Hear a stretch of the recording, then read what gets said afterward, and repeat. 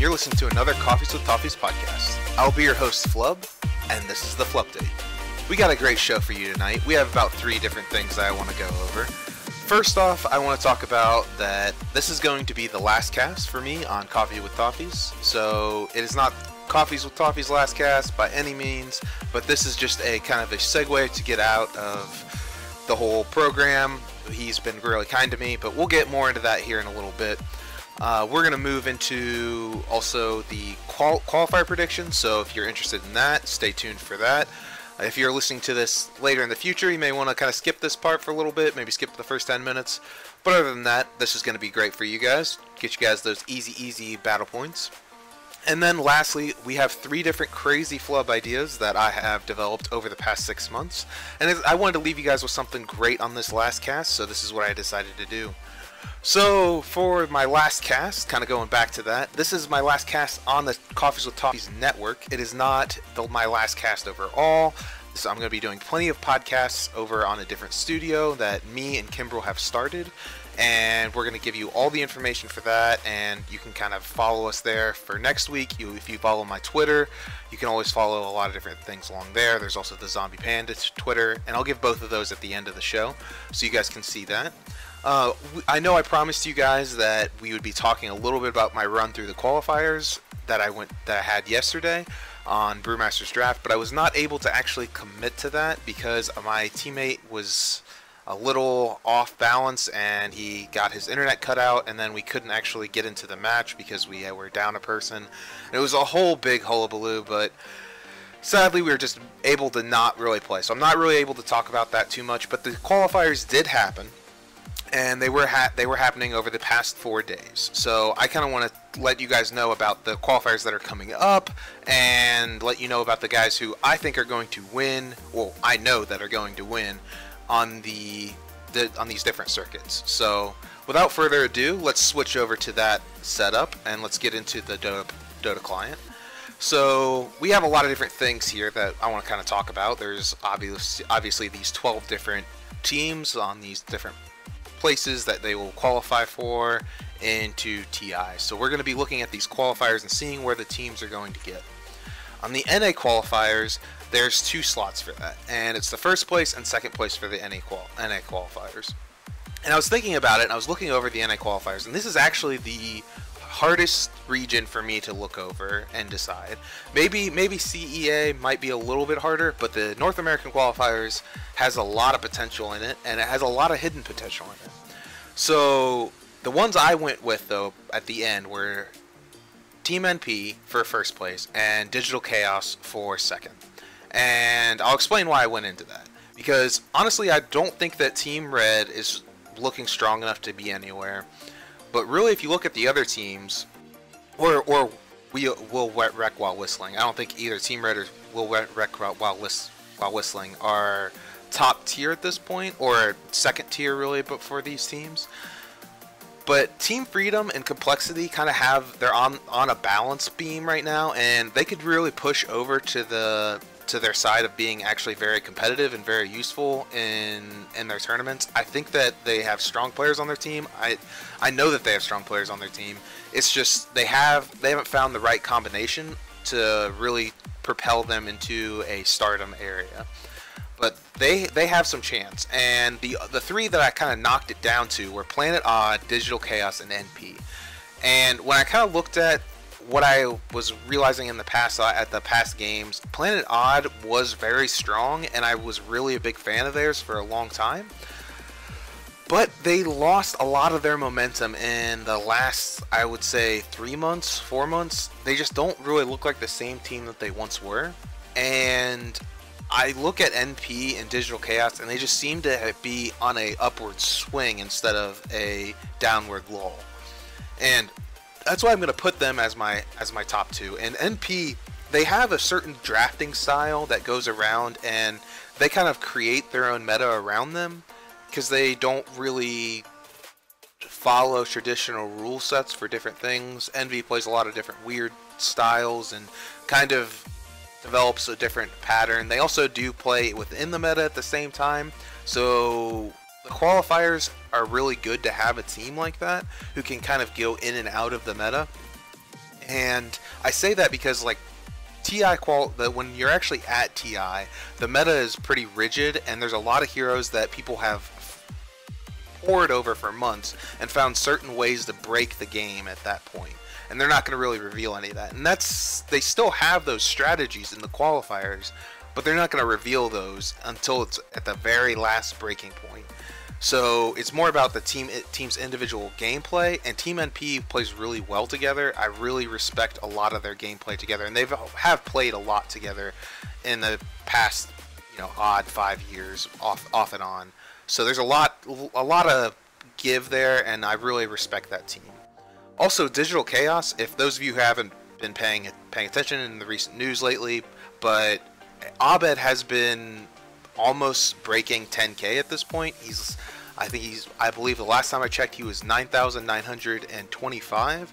So not saying that MMR is only important thing and that's the only thing that matters, but MMR does have some weight in the process, and it does mean, especially when you are the highest person, or maybe possibly the first person to get past a milestone, that does represent something great about a player. And it's not only that, but he has a lot of plays in the past 6 months that you could kind of go back to and be like, oh man, did you see Abed's Meepa play? Did you see his Invoker play? Did you see his, you could list off all these different heroes. And if teams don't focus his potential down, I think that Digital Chaos is going to do well. And some teams get really cocky versus Digital Chaos and think that they can just play through Abed and they don't have to worry about those heroes. So I feel like they're going to have that cockiness again, get that bravado up, and Digital Chaos is going to take advantage. Then we have the SA qualifiers, the South American qualifiers. And if you look at these teams, you have Team Elite Wolves, Infamous, and SG Esports are really the only notable teams. So it's kind of hard to do the region, but at the same time it's not really that big of a deal, because you could see some random teams coming up and maybe possibly getting in at a random slot and beating out these teams. But really, Infamous, when you look at the way that they play within their region, they stomp their region a lot of times. And I chose Infamous because they have a very strong matchup within their own region. When they get outside of it and they play other teams in different styles and different metas, they fall apart. So in the actual qualifiers though, they will beat everyone else, and I think Infamous is a definite sure thing.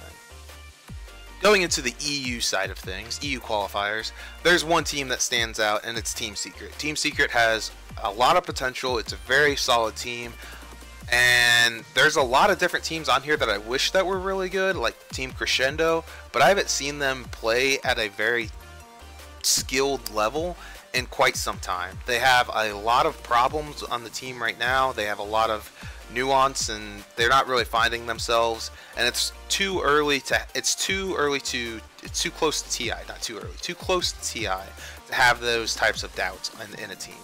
So really, it's going to be Team Secret is number one, and I was looking through all the others, and honestly, Team Mousesports is probably my second favorite. Alliance has gone through so many changes. Yes, they dropped Loda, and I think that was a good move on their part, because Loda was just not feeling the game. He didn't really seem to be as dedicated into the Dota way of thinking, or maybe I just don't see it from his perspective, and he was super dedicated. He just lost some of his drive that he once had. And I think it's good that they brought in all these different people, and they've all played together before. So Team Alliance is actually one that I was looking at, but the others really don't put that much potential out on the board. Danish Bears used to be good, kind of, but not really. So Mousesports is a team that stick together and played together quite a bit, and that's something to be said for qualifiers and all of these types of lower level tournaments, is that when you get teams that have played together over and over and over, they tend to do a lot better, and you'll find ways to get around another team because they can slip up very easily by picking the wrong thing. Whereas if you played together a lot, you know the limits of your teammates and you know the strengths of theirs as well. So I think they're going to take the second place, hands down. Team Na'Vi are probably the ones I'm going to be going for in the CIS qualifiers. I know they've been playing very badly, but honestly, they have been quite a new team. If they switch some stuff up around, they have a lot of talent on their team. They have a lot of potential. And you look at all the other guys on there, Cyber, Anji could be a contender. Team Spirit could be a contender. But honestly, I think that Na'Vi are going to get their shit together, and they are going to be able to take down anyone in their CIS qualifiers. All right, we're going to be moving on to China now. China has 3 places for their qualifiers, just like the SEA. And China, I feel the most comfortable about. If there's one that, if you come away from this experience, you're like, all right, Flubb, I hear what you're saying. I think you're good. You got some good points, but I'm not quite sure about how you feel about all these different things. Believe me on China, because China, I've been watching a lot lately, and I feel like there's a lot of potential in their lineup. LGD Forever Young is a crazy good team right now, and I think that they're going to take first place. They have some great ways of looking at the game, some great ways of understanding the potential of certain heroes and plotting around that movement. They play like no other Chinese team that I really see. Certain Chinese teams have a certain viability of playing in certain roles, and they still do that. They still have that, but they look at the game in a different mode almost than other teams would. IG.Vitality are another team that just straight up looks strong. They have great team members in it, and they just play well together. A team that are definitely ones to look out for. Now this last pick is a pick that VG.J, they haven't been doing great lately, but they have been invited to all these different tournaments, and when they are going up against other teams outside of China, they tend to do a little bit worse than expected.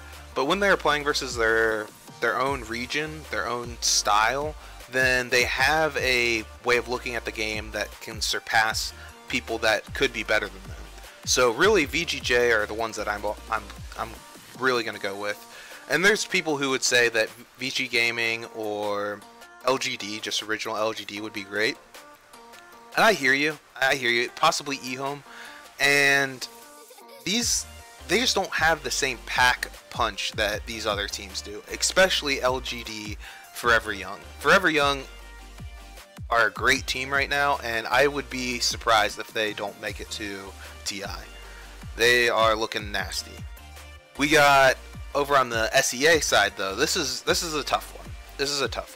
I think that Team Faceless is definitely going to bring it, because when things get tough and they get into tournaments that they really want to be at, they do play their hardest and they do really boot camp up. So I think that Faceless is going to boot camp up, come at this real strong, and they're going to take the first place. Now this is kind of a thing that I was also thinking of, is that TNC had some games where I was like, wow, this is some incredible gameplay.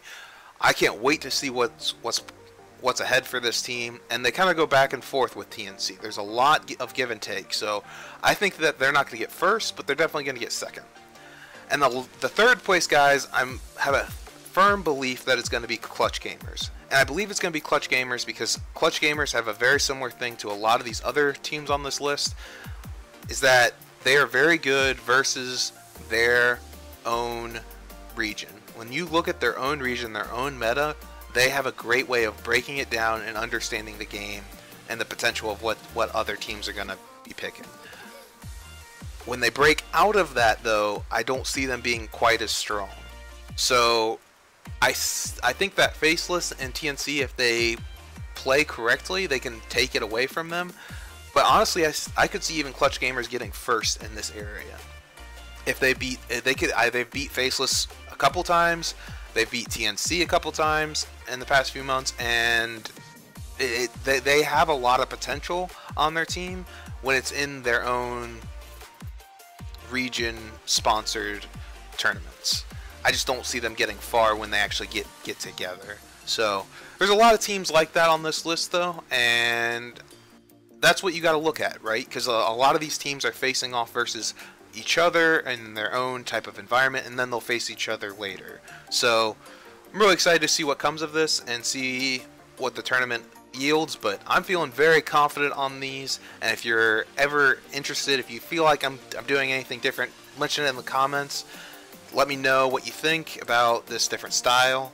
I know a lot of people think that Mouse and Navi are guys that they just don't have the chance right now, but look at the other teams that are possibly in their league. It just doesn't match up as well. All right, so I kind of took a little bit extra time on that subject, so I want to kind of bring it back to the crazy Flubb ideas. So these are 3 different ideas that I've been saving for a while, and I've been saving them basically for a rainy day, and I've got to these because we weren't able to play yesterday. So I want to talk to you guys about this and leave you guys on a good note on Toffees channel. So there's 3 different heroes that I'm really vibing on a lot lately, and they are Brewmaster, Shadow Demon, and Monkey King. Now Brewmaster support is the thing that I'm gonna be looking forward to. So Brewmaster support, weird position, I know, but Brewmaster support has a lot of potential, and I've been saying this for 7 months, 8 months. It was almost in, I think when 7.0 dropped, so it was about 6 months ago. When 7.0 dropped, I was on this train from the very beginning. I was like, this guy's super awesome right now. To look at his different abilities, his different styles, you just gotta look at the hero and see the potential around him. And honestly, I didn't even think about this, but people are starting to pick him up lately, and I saw as a support, and one thing that I did not think about is his early automatic crit actually crits on a courier. So if you want, you can actually, in the very beginning, if you play it right, you can smoke up or just use the clouds correctly, use line of sight correctly. You can work it like a bounty hunter does and move over to mid lane around, 1 minute 30, 2 minutes around that area to go snipe the courier when the bottle's coming out. Then automatic crit automatically kills the courier, and you get a bunch of free gold. So there's that. And you also can use him like an ogre. So he gets that automatic crit. He has that beefy base hit points, and he can just smack people down. But he also has the availability of getting up a very low mana cost spell, Haze. Haze only costs 25 mana, and it does it in an area now. So you throw Haze on a group of people, the Drunken Haze, which does them 70% miss chance. It lowers their availability to right-click creeps in safe lane. So if you have a duo off lane, he's a great support for that. You can throw that miss chance on people, give them a hell of a time, or you can just do it to mid. You just go mid like you would with Ogre the first few minutes. Say, okay, you're not going to get any last hits. You're going to have to bring a support here. I can basically 1v1 that support. So you're pulling the guys off of that safe lane, giving a lot of potential to your offlaner at the same time. And he also has the availability whenever he does hit level 6, he has a great ultimate that is game changing that you can kind of smoke into, move in, and use your ultimate, similar to how Warlock works. So he has a lot of potential on that side of things. And how I build him is you actually go crit first, then you go into your Haze to slow people down, and you then pick up 1 level, in, just basically 1 level in each. You get what, Thunderclap, and then you actually want to go more into Haze, get your ultimate when you can, get your Haze all the way up. You only keep Thunderclap at level 1, and then start leveling Thunderclap, so that you have your crit at level 1, and then you have your other stuff leveled. And the reason why you do that is because Haze gets off on a cooldown, so that you can keep it constantly up and on someone. So you just have a little bit of regen, and it's possible to just keep them not hitting, and you can't get true attack or true strike without some really weird way of getting around it. You can't get true strike that early. So he just puts a lot of pressure on the map, and it's more about denying the potential of what they can farm and putting pressure on people than it is about getting kills. So try it out. It's a lot of fun. There's a lot of different ways that you can move around with that. You can also do a mid Shadow Demon. Mid Shadow Demon is actually something that I've been working on a lot lately, and I really support it. So the shrines not starting at 5 minutes makes this hero totally viable. He was completely unviable before because you could just use your shrines to take out the harassment and the availability of what he could do. Also, you have to play around the idea of raindrops. Raindrops really hurt the hero, and in the very beginning you have to get first blood to make it work.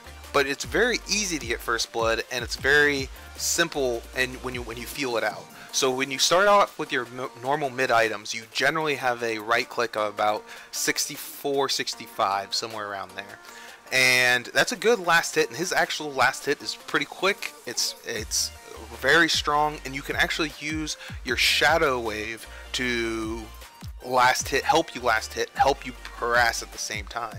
So if you're using Shadow Wave to help harass and last hit, you can get a lot of potential out of the lane, and you can actually hit level 3 or 4 before they have a chance to get the courier to its flying courier state and be able to pick up the raindrops. And you can get those levels, and how you want to play it is you actually want to hold on to your second level. So you get your Shadow Poison ability, the Shadow Wave thing, and you want to hold that and use that at first level. If you're getting ganked, you then pick up your disruption, disrupt your target or disrupt yourself immediately if there's a stun or slow coming in.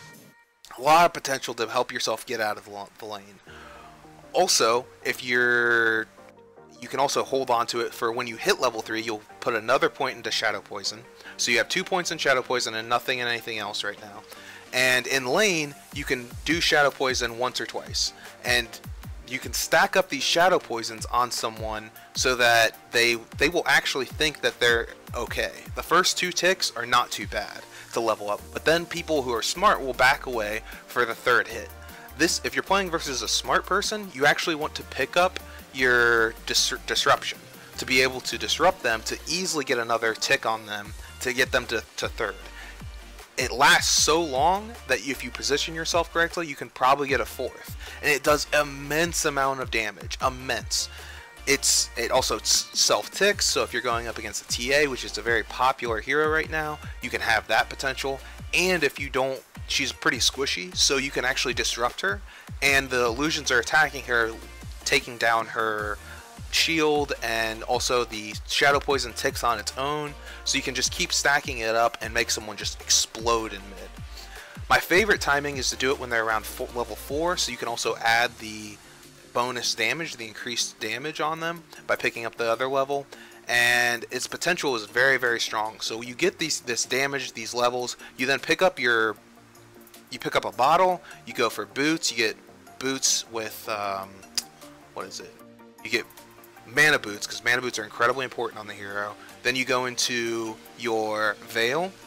You then finish up once you finish up veil, you can go for either your force staff, or you can eventually go into a aether lens that helps you get the longer range. I highly suggest it. And you can also go into but the last thing you want to go into, your 3rd item, is always Ags. Ag Scepter is crazy great on the hero, and if you can get it before the 25-minute mark, it is incredibly strong, and I have regularly gotten it before the 25-minute mark. You don't necessarily need to have a availability of getting a Midas to work the hero. He has a lot of potential, especially with his early talents. You can pick up strength and make him more beefy, and when you get that early strength, you get more beefy, and you have the availability of a veil that increases your health, your armor, all of this great stuff, and your mana pool. It is just phenomenal, the amount of damage that you can dish out at that point. So you have to also have a pushing hero on the team with him if you're having him mid. So Luna, classic Luna, or any other hero that's going to be basically hitting towers that you can make illusions with, or just have a Jakiro. Make sure that you have some type of potential to push towers, because that's the one thing he's missing. And you have to push towers because he's gonna win the early game for you. So that's my second hero, and kind of shows you how you can play that hero. The 3rd and last one is a carry Monkey King, and carry Monkey King is definitely a thing. I've been talking about it for months. I've been playing it and with huge success in my pubs. And the reason I run it is whenever they pick up these melee solo offlaners like Axe, like Centaur, like Timbersaw can work. Timbersaw's a little risky because you can't generally get out the damage as hard because he can get away with his Timber Chain, though he's doable. It's all of these guys that are like supposed to be incredibly good tanks that are really good versus melee. You can use your staff to just keep them at a range and get your attacks up and force them to get away and use the attacks to then get your denies off, get your last hits off, gain control of the lane, and push them away on your first proc. On your second proc of your ability to, you know, your purposeful ability. The best thing about Monkey King is his Jingu Mastery. So it's all about that, using your Jingu Mastery to attack people out of lane that are melee. So you want to use that potential to force people out and get the lane in your control. Once you have that, once you have the money advantage, you grab boots and you grab an Orb of Venom and you can just right click people down to death. You actually don't even go your ultimate or your jump ability. You just go straight Jingu Mastery and your like crush ability, the big stun, and you just knock people down and do a massive crit on top of them, killing them. I have killed Axe countless of times. I've been 8-0 by about 6 minutes versus an Axe, and if you have the potential, if you see the potential of them playing back, that's when you pick up a level of your jump to be able to jump on top of them, move that distance, and get that potential out of their way. If they keep going back to lane, they're just going to keep dying and keep losing out. It's an incredible way to play, and I highly suggest you try it out. Alright, so these are my 3 crazy flub ideas, and with that, that has to close out the show. So all these good things are ending at this point, and this is my last show, like I said in the beginning. So I thank you guys for all of the fans that have sat here with me and kind of figured stuff out, tried to kind of talk with me every week. I really appreciate it. You can always follow us on our new channel. You can go to our new station on our Twitch. You can go to twitch.tv/ZombiePandaStudios, all one word, and you can follow us over there. I'm going to be streaming all week, all these different games, mostly Dota, but I'm going to be streaming different games all this week. You can also go follow us on our Twitter. You can go to our Twitter page at ZPandaStudios. So we have that. I would like to thank Rebel Beats for Bass Rebels for providing the free music. I also want to thank Toffees for everything that he's done and everything that he's provided for me. A great friend of mine and a great guy in general. And if you can follow all of his stuff, obviously you're here right now, but you can follow him at twitch.tv/ToffeesTV. You can also go to his YouTube channel at 5Midas Gaming. If you want to, you can give to his Patreon at www.patreon.com/Toffees. It's a great help, so if you're feeling extra generous, you can always go there. If you have any inkling to listen to the audio versions instead of listening to these live, you can listen to them on Stitcher, iTunes, or SoundCloud. If you have any questions for me or Toffees, you can follow me at my Twitter at Flubdota, and you can follow Toffees at his Twitter at ToffeesTV. And if you follow me at my Twitter, you'll hear more about Zombie Panda Studios. If you don't want to follow either one of us, I'll be self-tweeting about it because it's my passion project. And you can also go there. It's kind of me and Kimbrel's shared idea. So if you're fans of there, you can always follow us there. Well, I'm glad to leave you guys at this point. This has been a great experience, and I'll catch you guys over on my own channel. You guys have now been updated, and I hope to catch you guys next week for the Brewmaster's draft and the Flupdate once again. Alright, see you guys later.